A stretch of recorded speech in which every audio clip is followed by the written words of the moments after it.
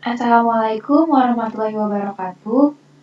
Izin memperkenalkan diri, nama saya Ananda Regita Wahyuni dengan NIM 33362000003 dari jurusan Teknik Sipil Angkatan tahun 2020 kelas A. Pada video kali ini, saya akan menjelaskan mengenai materi kinetika kimia. Materi yang saya akan jelaskan meliputi grafik laju order reaksi, persamaan laju reaksi terintegrasi waktu, dan yang terakhir yaitu persamaan Arrhenius. Sebelumnya, saya akan menjelaskan secara singkat mengenai kinetika kimia. Kinetika kimia yakni mempelajari mengenai kecepatan atau laju reaksi kimia yang memiliki tujuan utama yaitu mempelajari faktor-faktor yang mempengaruhi reaksi kimia. Kecepatan reaksi kimia tersebut dapat dipengaruhi oleh beberapa faktor, yaitu yang pertama, sifat kimia molekul pereaksi dan hasil reaksi atau produk. Yang kedua yaitu konsentrasi zat-zat yang bereaksi. Yang ketiga yaitu pengaruh temperatur. Dan yang keempat yaitu pengaruh zat lain atau yang disebut dengan katalis. Selanjutnya, saya akan masuk ke pembahasan yang pertama, yaitu mengenai grafik laju order reaksi. Grafik laju order reaksi terbagi menjadi 3. Yang pertama ada orde 0, orde 1, dan yang ketiga itu ada orde 2. Suatu reaksi dikatakan berorde 0 terhadap salah satu pereaksinya apabila perubahan konsentrasi pereaksinya tidak mempengaruhi laju reaksi, yaitu seperti kita bisa lihat pada grafiknya ini konstan. Yang kedua yaitu orde 1. Suatu reaksi orde 1 terhadap salah satu pereaksinya jika laju reaksinya berbanding lurus dengan konsentrasi pereaksinya itu. Dan yang ketiga yaitu orde 2. Suatu reaksi disebut berorde 2 terhadap salah satu pereaksinya apabila laju reaksinya merupakan pangkat 2 dari konsentrasi pereaksi tersebut. Selanjutnya, laju order reaksi ini memiliki pengertian, yaitu merupakan persamaan yang menyatakan berapa lajunya berdasarkan konsentrasi pada tiap reaktan. Sementara grafik laju order reaksi memiliki pengertian yaitu pangkat dari konsentrasi sehingga bentuk grafiknya merupakan bentuk grafik perpangkatan. Seperti yang sudah dijelaskan sebelumnya, laju order reaksi ini terbagi menjadi 3. Yang pertama ada reaksi orde 0, yang kedua ada reaksi orde 1, dan yang ketiga itu ada reaksi orde 2. Reaksi orde 0 memiliki persamaan laju reaksi yaitu V sama dengan K atau konstanta laju reaksi dikali dengan konsentrasi mula-mula zat bereaksi dipangkatkan 0 atau persamaan lajunya ini sama dengan K. Yang kedua yaitu ada reaksi orde 1. Persamaan laju reaksinya yaitu V sama dengan K konstanta laju reaksi dikali dengan konsentrasi zat bereaksi mula-mula dipangkatkan 1. Dan yang terakhir ada reaksi orde 2. Reaksi orde 2 memiliki persamaan laju reaksi yaitu V sama dengan K konstanta laju reaksi dikali dengan konsentrasi mula-mula zat bereaksi dipangkatkan 2. Selanjutnya yaitu saya lampirkan perbedaan dari orde 0, orde 1, dan orde 2. Yang pertama berdasarkan sifat laju reaksinya. Sifat laju reaksi untuk orde 0 ini bersifat konstan. Kemudian sifat laju reaksi untuk orde 1 ini bersifat proporsional terhadap reaksinya. Dan untuk sifat laju reaksi pada orde 2 ini bersifat kuadratik.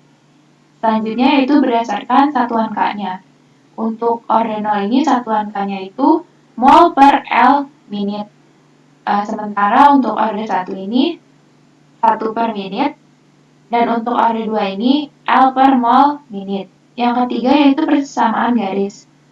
Untuk mencari persamaan garis pada orde 0 yaitu konsentrasi zat bereaksi pada waktu T sama dengan minus K dikali T, yaitu waktunya ditambah dengan konsentrasi zat bereaksi mula-mula. Yang kedua yaitu pada orde 1 persamaan garisnya yaitu ln konsentrasi zat bereaksi pada waktu T sama dengan minus K dikali T ditambah ln konsentrasi zat bereaksi pada mula-mula. Sementara untuk order 2, mencarinya yaitu 1 per konsentrasi zat bereaksi pada waktu T sama dengan minus K dikali T ditambah 1 per konsentrasi zat bereaksi mula-mula. Selanjutnya yaitu setengah reaksi. Untuk mencari setengah reaksi ini, di order 0 yaitu konsentrasi zat bereaksi mula-mula per 2 dikali K. Sementara di order 1 yaitu 0,693 dibagi dengan K. Sementara di order 2 yaitu 1 per K dikali konsentrasi zat bereaksi mula-mula. Selanjutnya saya akan masuk ke pembahasan yaitu persamaan laju reaksi terintegrasi waktu beserta contoh soalnya. Yang pertama yaitu order reaksi 0. Order reaksi 0 ini memiliki rumus yaitu konsentrasi zat bereaksi mula-mula dibagi 2 dikali K.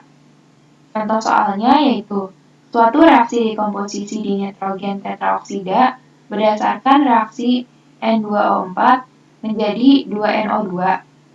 Pada suhu 100 derajat Celcius, order reaksinya adalah 0 dengan konsentrasi 0,125 molar.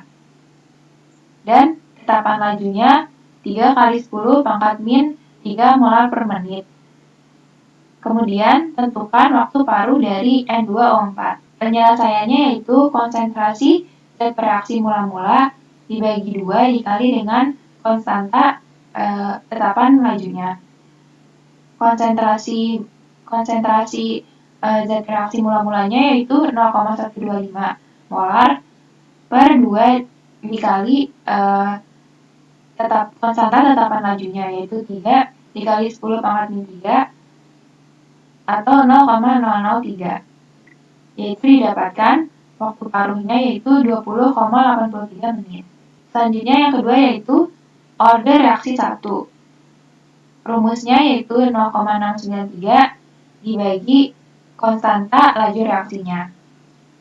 Contoh soalnya yaitu diketahui reaksi dekomposisi H2O2 menghasilkan air dan gas oksigen yang memiliki waktu paruh sebesar 990 detik. Kemudian tentukan jumlah H2O2 yang telah terdekomposisi pada detik ke-500.